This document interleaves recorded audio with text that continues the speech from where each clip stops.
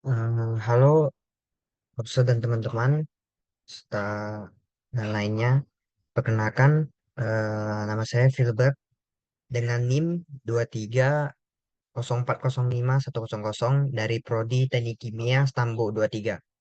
Izin, koko teman, Lause, dan lainnya. Di sini saya akan membahas mengenai korupsi. Nah, mulai dari yang pertama yaitu definisi korupsi, di mana dalam ajaran agama Buddha, korupsi dipandang sebagai perbuatan yang melanggar salah satu dari 10 aturan moral, yaitu tidak mencuri. Korupsi sendiri dianggap merampas hak milik orang lain secara tidak sah dan melakukan kebohongan serta manipulasi untuk mendapatkan keuntungan-keuntungan pribadi. Kemudian, saya juga akan membahas mengenai pandangan Buddha tentang korupsi, di mana yang pertama yaitu perilaku yang tidak etis. Perilaku yang tidak etis itu sendiri yaitu dalam ajaran agama Buddha adalah suatu perilaku yang melanggar prinsip-prinsip moral karena dianggap sebagai bentuk kecurangan dan kejahatan yang merugikan orang lain. Kemudian, yang kedua yaitu akar masalah batin, di mana Buddha mengajarkan bahwa korupsi berakar dari keinginan, kebencian, dan kebodohan batin. Inilah yang menyebabkan suatu penyebab utama dari segala bentuk perilaku buruk. Kemudian yang ketiga itu karma buruk, di mana Buddha menegaskan bahwa korupsi akan menghasilkan karma yang buruk bagi pelakunya, pelakunya mengarah pada penderitaan di masa depan. Kemudian hukuman dan konsekuensi spiritual menyertainya. Selanjutnya, saya akan membahas mengenai dampak korupsi dalam ajaran agama Buddha, di mana yang pertama kerusakan moral. Korupsi dianggap sebagai bentuk keserakahan dan ketamakan yang merusak tatanan-tatanan masyarakat dalam suatu moral masyarakat. Yang kedua, ketidakadilan sosial, di mana korupsi menimbulkan kesenjangan dan ketidaksetaraan. Kemudian, merugikan kaum miskin dan tertindas. Yang ketiga, yaitu kerusakan lingkungan. Praktik korupsi dapat mendorong eksploitasi sumber-sumber daya alam secara tidak bertanggung jawab.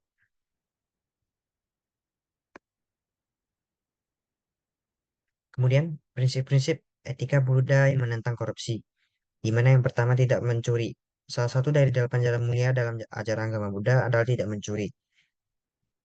Ini merupakan suatu larangan untuk pengambilan apapun yang tidak diberikan dengan sengaja dan menuntun integritas dalam pengelolaan harta benda. Yang kedua, kejujuran. Buddha juga mengajarkan untuk selalu berkata jujur dan menghindari kebohongan.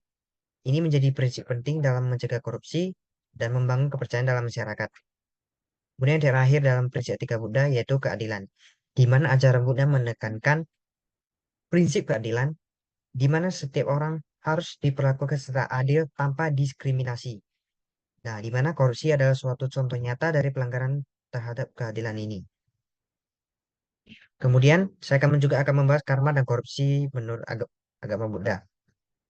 Di mana dalam ajaran Buddha, karma adalah hukum sebab akibat yang menyatakan bahwa setiap tindakan kita, baik pikiran, ucapan, atau perbuatan yang menimbulkan konsekuensi di kemudian hari. Korupsi juga sebagai perbuatan yang salah akan menghasilkan karma buruk dan penderitaan. Buddha juga mengajarkan bahwa korupsi merusak integritas diri dan menyebabkan kelahiran kembali di alam penderitaan. Pelaku korupsi akan mengalami kesengsaraan akibat karma buruknya. Selanjutnya slide akan dibahas oleh teman saya sendiri. Halo, perkenalkan saya Paulik Felix Tanian dengan NIM 23050404010 dari Prodi Kewirausahaan. Saya yang akan menjelaskan pentingnya integritas dalam ajaran Buddha. Kesucian pribadi. Dalam ajaran Buddha, integritas merupakan kunci untuk mencapai kebijaksanaan dan pencerahan. Pengembangan integritas pribadi melalui praktik etika dan meditasi adalah inti dari jalan Buddha. Kejujuran dan transparansi. Buddha mengajarkan bahwa kejujuran dan transparansi merupakan dasar dari tindakan yang benar. Seorang pengikut Buddha harus menjauhi kebohongan dan manipulasi dalam semua aspek kehidupan. Kebajikan dan kasih sayang. Integritas dalam ajaran Buddha juga mencakup kebajikan, simpati, dan kasih sayang terhadap semua makhluk Seorang yang berintegritas peran pemimpin dalam mencegah korupsi. Orang lain dengan rasa keteladanan pemimpin. Pemimpin harus memberikan contoh integritas dan kejujuran yang kuat. Mereka harus menunjukkan komitmen yang tulus untuk membangun budaya anti korupsi di lingkungannya. Transparansi dan akuntabilitas. Pemimpin harus memastikan adanya sistem tata kelola yang transparan dan dapat dipertanggungjawabkan. Hal ini dapat mencegah penyalahgunaan kekuasaan dan mendorong kepercayaan publik. Penguatan sistem. Pemimpin harus mengembangkan kebijakan, prosedur, dan kontrol internal yang kuat untuk mencegah peluang terjadinya korupsi. Mereka harus mendorong budaya organisasi yang berintegritas. Pemberian sanksi. Pemimpin harus tegas dalam memberikan sanksi yang adil dan proporsional bagi mereka yang terlibat dalam tindakan korupsi. Hal ini akan memberi efek jera dan memperkuat komitmen anti korupsi. Praktik dana dan pemberian dalam agama Buddha.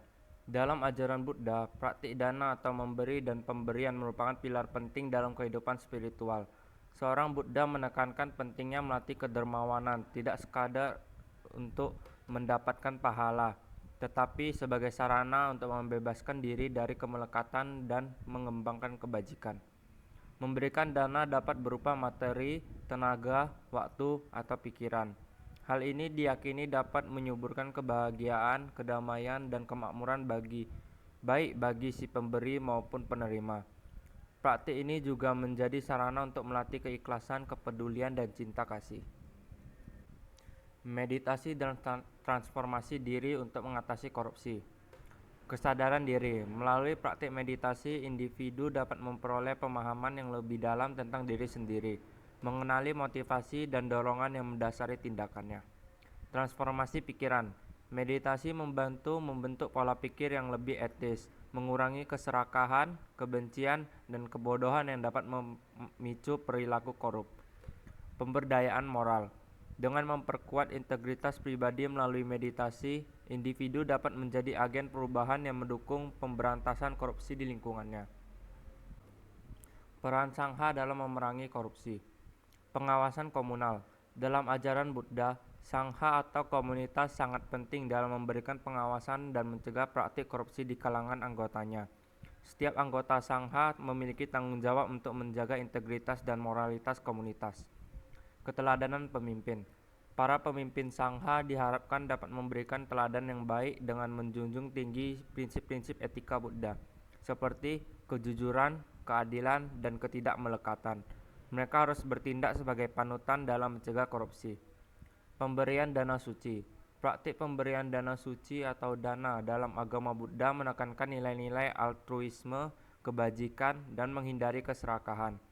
Hal ini dapat membantu mencegah perilaku korup di dalam komunitas Sangha. Pendidikan moral. Sangha memiliki peran penting dalam memberikan pendidikan moral dan etika kepada para anggotanya, serta masyarakat umum untuk menanamkan nilai anti korupsi sesuai dengan ajaran Buddha.